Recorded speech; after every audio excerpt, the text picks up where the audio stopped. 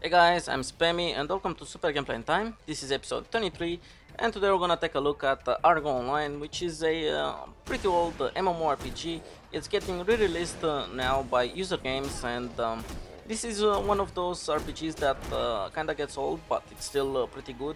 It has some systems that at the time they were pretty innovative. So let's go check out the character creation first.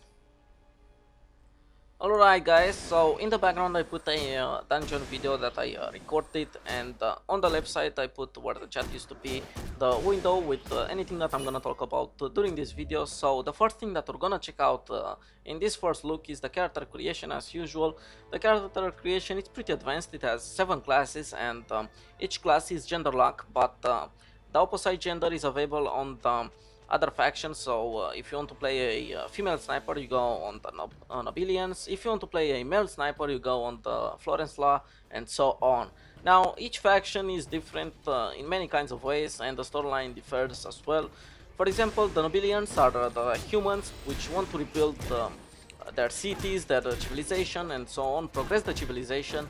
And the Florence Law love the nature, they praise it and they try to protect it, and they use the resources to their advantages as well. Now each faction has for each class um, different kind of gear, and it looks different even though it's the same class on each faction, so it looks pretty good. Also the character creation, it's pretty advanced. At the time it was one of the few free-to-play games to have sliders and more advanced customization options.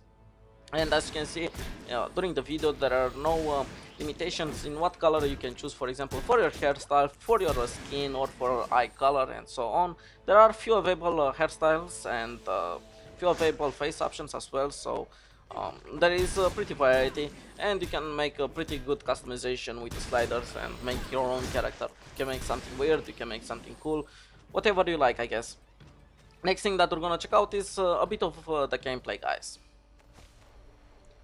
Before I go on the record and talk about the combat style in this game or the quest system in this game, I really have to tell you guys about game history.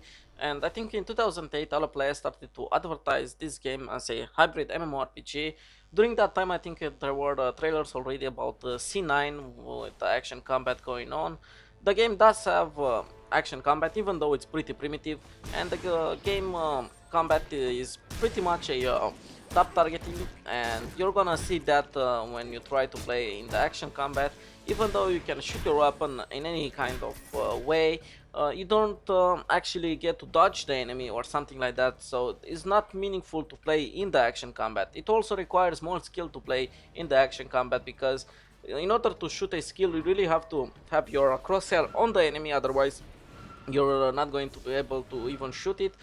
You can only shoot the normal attack if you cannot target that mob, for example. So that's kind of a downside. Even though it's there, it's not really useful, but you can relax, and whenever you want to do something that is not all that hard, it doesn't have pretty high difficulty, it's fun to play. Now the top targeting in this game is actually pretty good. It does its job really well, and fusing that with the questing system in the game, which is pretty expanded compared to other games that I did first looks for. It has 4 types of quests. They have the storyline quest as usual. They have voiceovers from some stuff for some NPCs as well. You have the adventures quest, which pretty much you can do them by explore the game. So this game does encourage you to go and explore and have some fun. And you also have the production quests, or the repeatable quests as well, so they are there to keep you busy in the game. Now I have to say that grinding in this game, it's not that bad, because you have quests to do, and in this game there is not a problem with content. The content is there and it's a lot.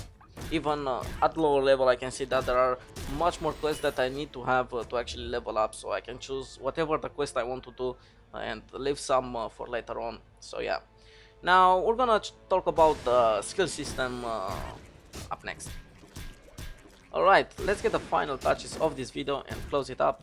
The last thing that we're gonna talk about is the skill system. The skill system is broken in 3 big skill trees, and the first skill tree is the class, which pretty much can be really easy to understand. each level you gain one skill point, and you can unlock one ability or upgrade that ability.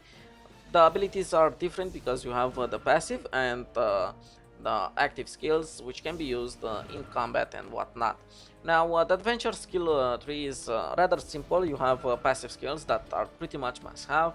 In order to earn skill points to unlock those skills, you really have to do adventure quests or explore the world. That's how you get the most adventure XP points.